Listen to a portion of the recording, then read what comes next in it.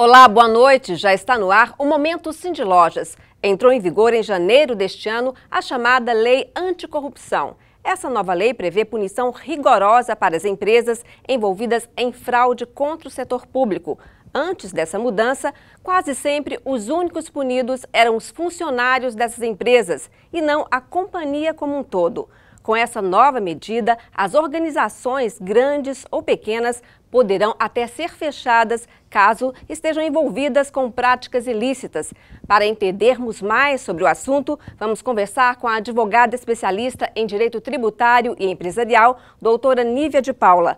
Conosco também, Leider Rodrigues, especialista em gestão empresarial. Boa noite e sejam bem-vindos ao Momento Cindy Lojas. Boa noite, obrigado pelo convite. Boa noite, obrigado. Vamos começar então explicando para o nosso ouvinte o que é o nosso telespectador, o que é a Lei Anticorrupção.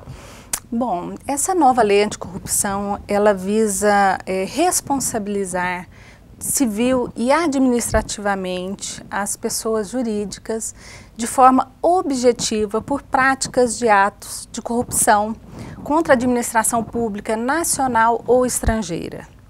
É uma lei nova, ela veio para atender exigências internacionais, porque o Brasil já é signatário em várias convenções internacionais anticorrupção, a Convenção da ONU, a OCDE, e já estava passando de hora do Brasil regulamentar isso nacionalmente. Então, a nova lei anticorrupção veio para atender principalmente essas exigências internacionais. Quais são as principais mudanças? O nosso arcabouço de legislação anticorrupção, ele já existe há muito tempo.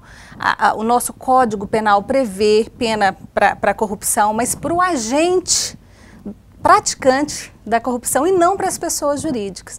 Nós temos leis dos funcionários, dos servidores públicos, lei de licitações, lei antitrust, lei contra a lavagem de dinheiro. Todas essas leis, elas já trazem nos seus textos previsões legais anticorrupção, mas para pessoa jurídica, a nova lei anticorrupção 12846, que está em vigência desde 29 de janeiro, ela pune severamente as pessoas jurídicas, independente de culpa. Para o empresário, o que significa isso?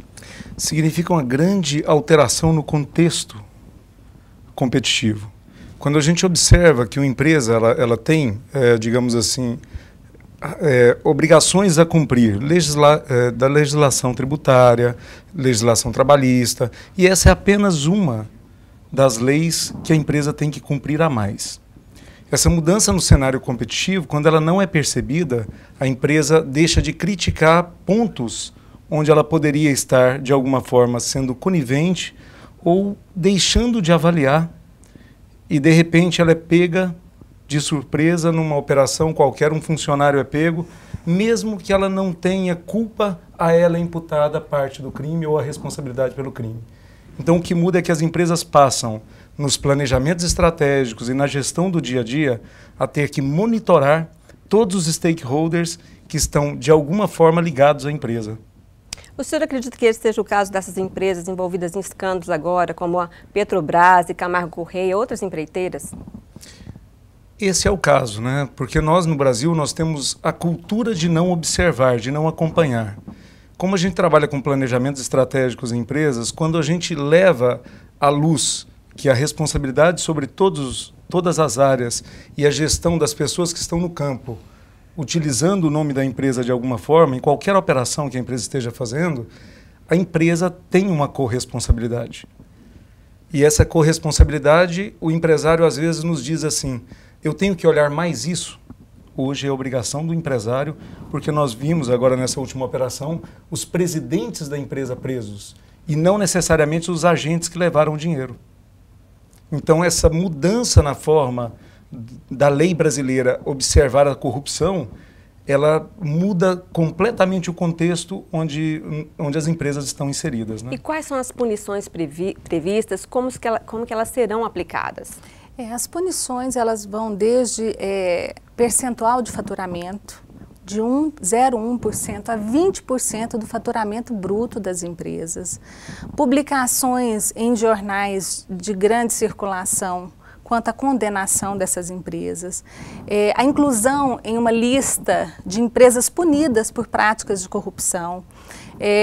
Essas empresas não vão conseguir obter empréstimos junto às instituições financeiras públicas, terão que devolver o prejuízo para o Estado, para o erário, aonde houve prejuízo, e outras sanções. Isso muda bastante o relacionamento também da empresa com fornecedores e prestadores de serviço? Como que funciona? Sim, porque antigamente eu simplesmente tinha um fornecedor de produto e talvez eu não precisasse, na realidade, cuidar de observar como esse fornecedor lida com as leis e com, digamos assim, todas as normas e requisitos legais que aquele produto tem que ter. Um exemplo, eu compro couro de uma empresa e fabrico sapatos, ok? Antigamente eu não precisava, na forma com que a lei anteriormente era aplicada, me preocupar com a origem desse couro, certo? Ou se aquela empresa de alguma forma corrompia agentes públicos para produzir aquele couro que era matéria-prima para mim. Se a partir do momento, hoje, com essas alterações legais, essa empresa fornecedora de alguma forma corrompe agentes públicos e eu sou leniente, ou eu fecho os olhos, ou eu de alguma forma tenho essa informação, ou nunca critiquei, nunca observei a forma com que essa empresa lida, eu posso de alguma forma hoje ser criminalizado.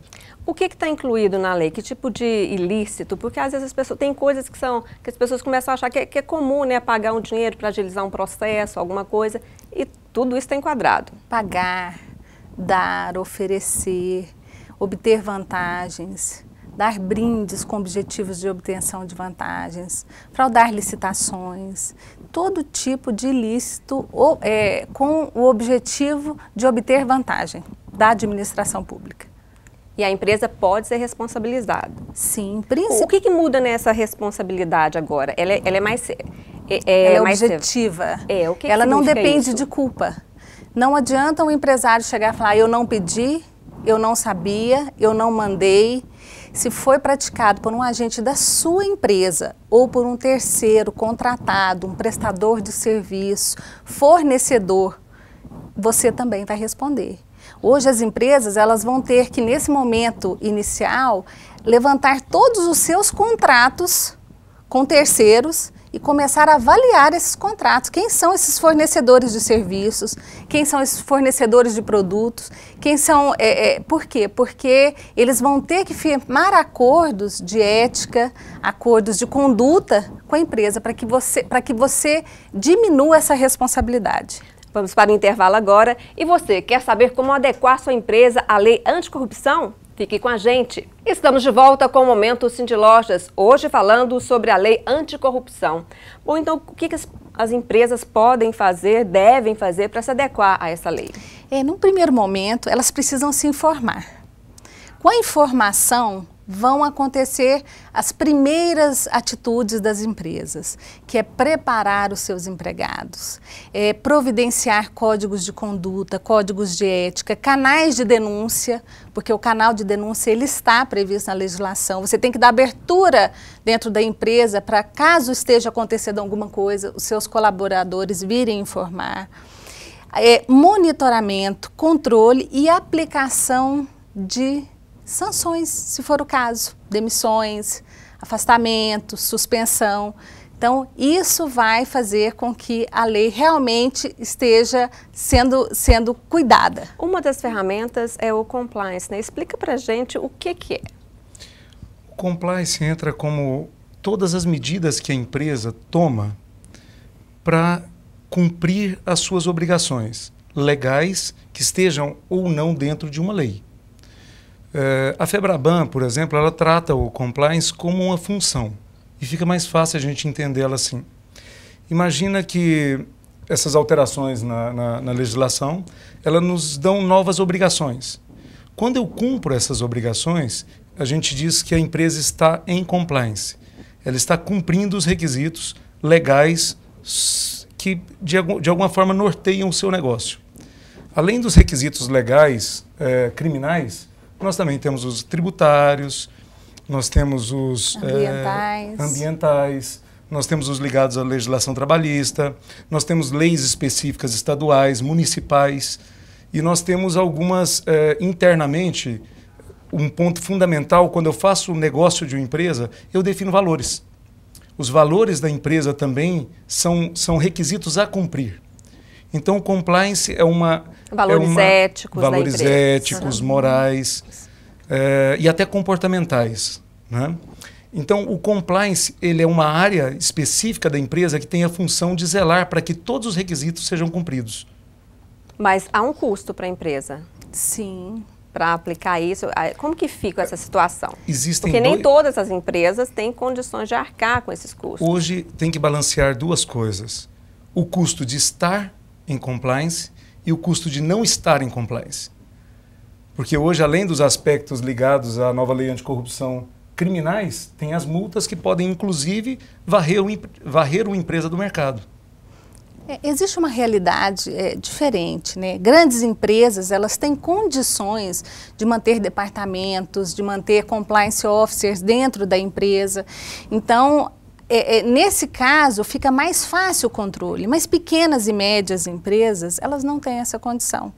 Então, elas vão precisar procurar consultorias que vão preparar uma ou duas pessoas dentro da empresa. Elas vão escolher lá quem são os empregados que estão há mais tempo, que preenchem requisitos, são pessoas éticas, são pessoas sérias, e começar a preparar essas pessoas, porque elas vão ser o agente disseminador da informação.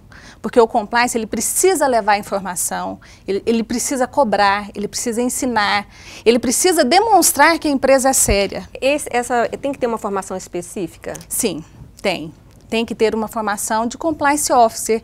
Você é preparado para levar toda essa informação e disseminar essa informação na empresa. Ela tem uma preparação, uma formação específica.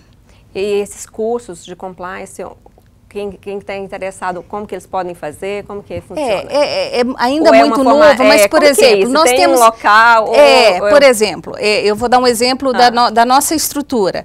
Nós temos cursos para os nossos clientes, nós preparamos os nossos clientes, as empresas, com 2, 3 pessoas de cada empresa. Eles pinçam essas pessoas e levam essas pessoas para o nosso escritório e a gente prepara essas pessoas. Aí elas voltam para a empresa, exatamente, aí elas voltam para a empresa e vão fazer todo o treinamento, toda a tarefa de casa. Mas esse envolvimento tem que ser não só dessas pessoas, tem que vir primeiro da alta administração. Quem decide, por quê? Porque o tom de estar em compliance tem que vir do dono. Essa empresa é ética, essa empresa é séria, nós agimos em conformidade com a legislação e vamos todos nos preparar. E isso causa uma mudança não só nas empresas, porque isso causa mudança nas pessoas. Porque as pessoas começam a ser mais controladas, mais observadas, então todo mundo pensa mais antes de praticar qualquer tipo de ilícito, não só não ilícito ligado à corrupção. Isso que uma pergunta que eu queria fazer. Esse cuidado tem que ser mais daquela empresa que presta serviço aos governos, municipal, estadual, federal, ou é uma preocupação, um estado de vigilância que toda empresa tem que ter a partir de agora? Toda empresa tem que ter. Por quê? Porque tem uma cultura de, não, eu não participo de licitações, a minha empresa não licita com o governo, então eu não preciso me preparar, porque nenhum agente meu vai lá e vai tentar corromper. Mas e se a sua empresa tem uma frota de veículos, ou um veículo e tem um motorista? Você sabe se ele está preparado para ir para as ruas e não corromper um agente de trânsito? Você sabe se a sua imobiliária ela tem condição de saber que os seus empregados vão tentar liberar uma licença para um loteamento e não vão tentar corromper lá na prefeitura? Então, são todas as empresas. Um contador, uma empresa que terceiriza a sua contabilidade. Essa contabilidade vai lá na junta comercial dar andamento numa alteração social. Você tem certeza que ele não vai tentar corromper um agente? Dentro da estrutura organizacional, a gente vê a necessidade de uma mudança da forma com que a empresa opera. É uma mudança realmente cultural e estrutural. O compliance ele não é feito da diretoria para baixo. Ele é feito com a diretoria, com a presidência, com a alta gestão da empresa. Antigamente a gente tinha um cargo que a gente chamava de staff. Era um cargo que estava acima de todos os diretores. Quando eu tenho uma empresa administrada por um presidente, ele era ligado diretamente à alta direção da empresa, a quem realmente tem o poder de decisão. A empresa que tem conselho, ele é ligado diretamente ao conselho. Ele é ligado a quem realmente tem a capacidade de resolver. A quem realmente aquele conhecimento levado tem o poder de decidir. Porque a ele é imputada a maior responsabilidade sobre a empresa. As consequências vão cair sobre ele. Primeiramente sobre ele, que é o gestor da empresa, né? Então, quando nós olhamos um mecanismo hoje organizacional, a gente começa a observar que o compliance ele é uma mudança de cultura na alta gestão. A partir do momento que a alta gestão se responsabiliza por implantar um sistema corporativo que obedece, que está em compliance, que realmente obedece às leis, obedece às regras do jogo e mais, cria mecanismos internos e cria regras internas com seus valores ou com seus códigos de conduta e de ética para nortear esses trabalhadores, essa empresa tem maior chance ou maior probabilidade de não ser pega de surpresa por alguma ação que possa ter sido feita por algum agente interno ou externo. Porque também eu posso celebrar com todos os meus stakeholders acordos ou pedir a eles que façam o mesmo e que nos encaminhem o seu código de ética, de conduta e até mesmo. Assim como nós temos treinamentos hoje para evitar problemas trabalhistas e problemas de acidente no trabalho, nós também vamos ter que internamente institucionalizar uma cultura de treinamento dos profissionais, porque a cultura brasileira, com essas novas leis, vai ter que ser mudada. Uma cultura anticorrupção dentro da empresa. Dentro da organização. A gente dá um exemplo, nos nossos projetos de implantação de compliance, a gente tem módulos que a gente leva para os filhos dos colaboradores. Por quê? Já viu quando a gente ensina trânsito para criança, que criança cobra de pai e mãe?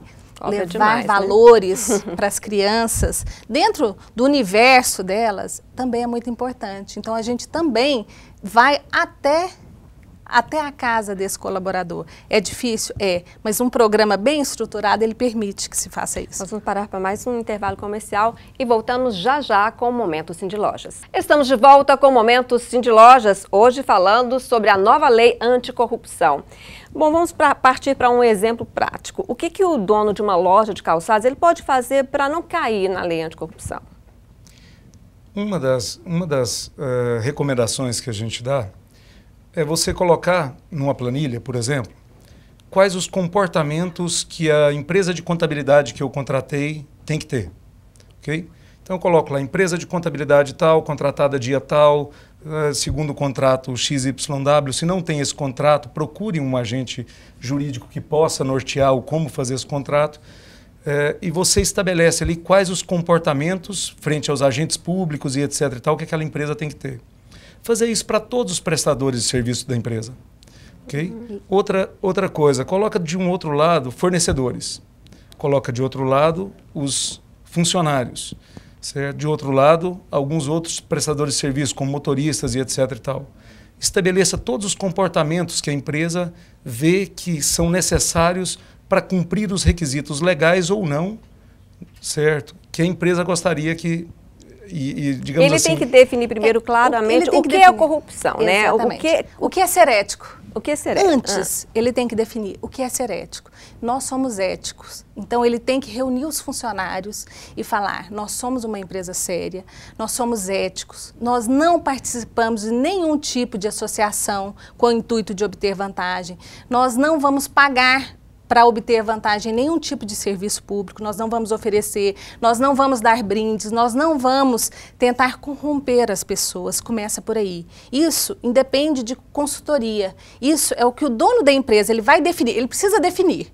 Então, ele vai ensinar, ele vai falar, vou colocar uma caixinha de sugestão aqui na loja e qualquer um de vocês vão poder aqui colocar o que vocês pensam, o que vocês acham, o que vocês acham que está acontecendo de errado, porque é uma forma de você controlar, monitorar, é abrir um canal de comunicação com seus empregados. Então você precisa, às vezes com atitudes simples, que são empresas que não têm condição de colocar um serviço jurídico para isso, mas ela tem condição de ensinar, preparar. E isso registra. Reunião, tratamos sobre corrupção, tratamos sobre gestão de risco.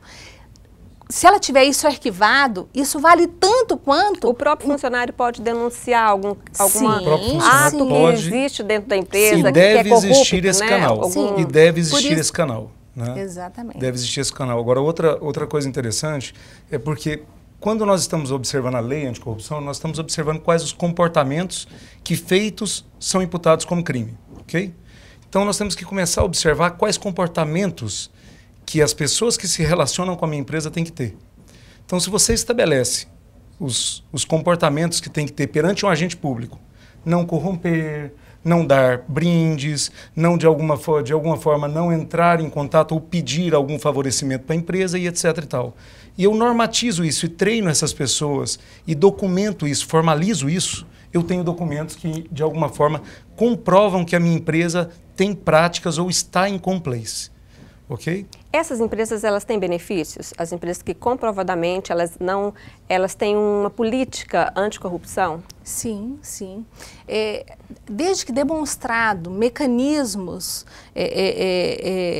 implantados na empresa, a redução das penalidades vão até 2/3. Isso é uma parte da legislação, uma parte educativa, porque tem a parte punitiva e tem essa parte educativa, que é você demonstrar que você preparou, que você cuidou da sua empresa, com vistas à legislação anticorrupção. Então, essa forma a gente trata na lei como uma parte educativa. O que é o acordo de leniência? O acordo de leniência é a colaboração da empresa. Desde que ela tome o conhecimento de algum ato praticado de corrupção, ela leve ao conhecimento das autoridades públicas. No caso federal é a CGU, no caso estadual, municipal, as controladorias, o Poder Executivo. Então essa colaboração da empresa chegar e falar, olha, nós somos sérios, nós somos éticos, nós ensinamos, mas aconteceu, então eu estou levando para vocês. Mas o acordo existe a partir do momento que já existe um processo contra aquela empresa?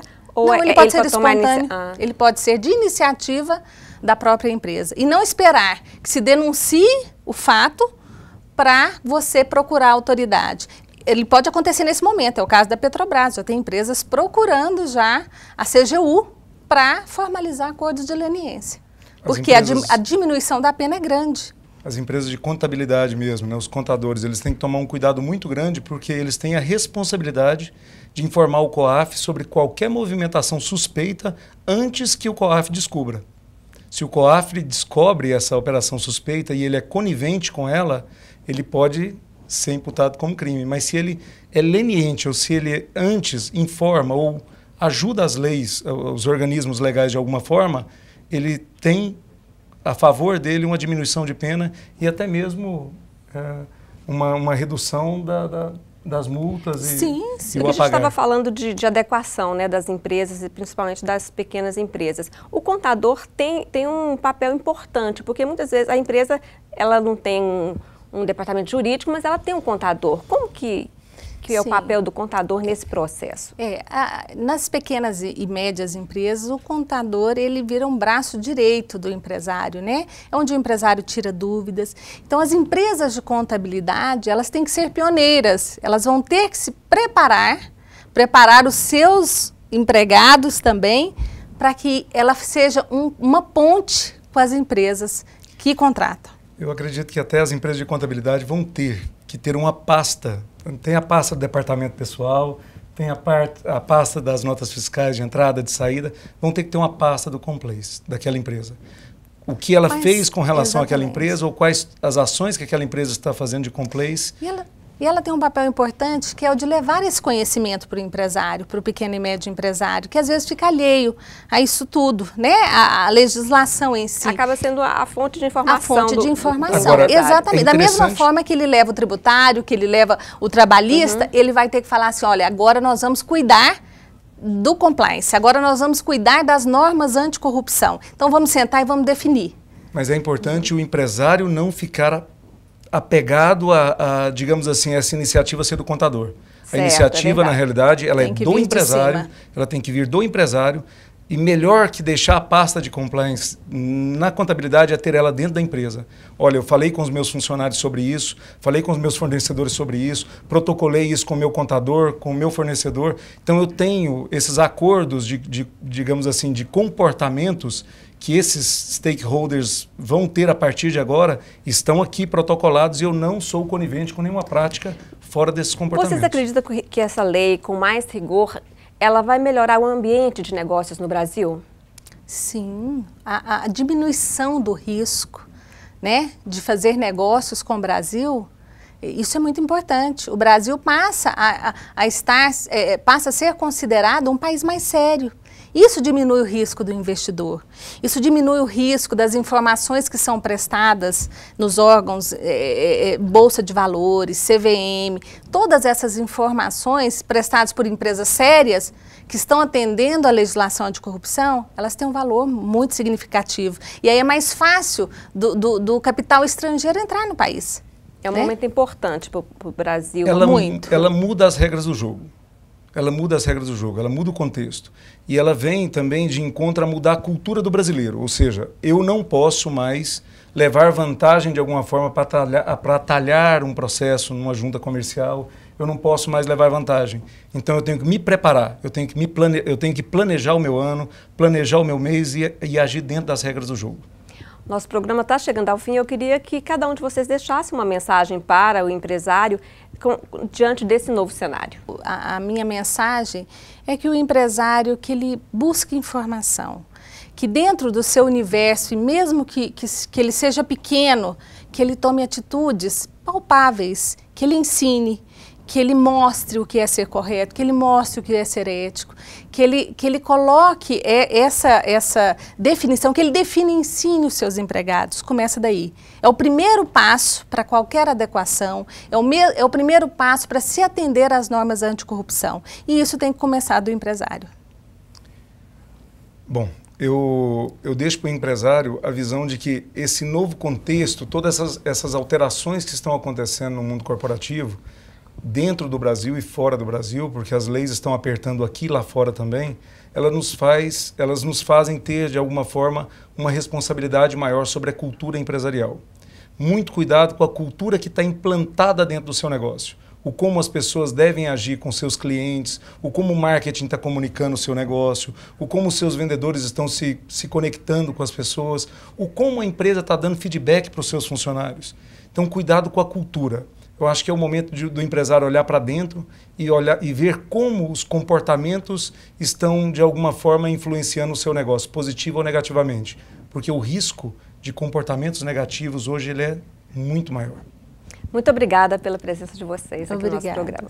Obrigado a você. O Momento Cindy Lojas fica por aqui, mas você pode rever essa entrevista na internet por meio de 2 endereços que aparecem aí na sua tela, no portal da PUC TV Goiás e no site do Cindy Lojas. Quer sugerir temas para os próximos programas ou fazer perguntas? Fale com a gente por meio do nosso e-mail que aparece aí no seu vídeo. E se você gostou dessa entrevista, compartilhe nas redes sociais. Envie também o link para os seus amigos. Uma boa noite e até a semana que vem.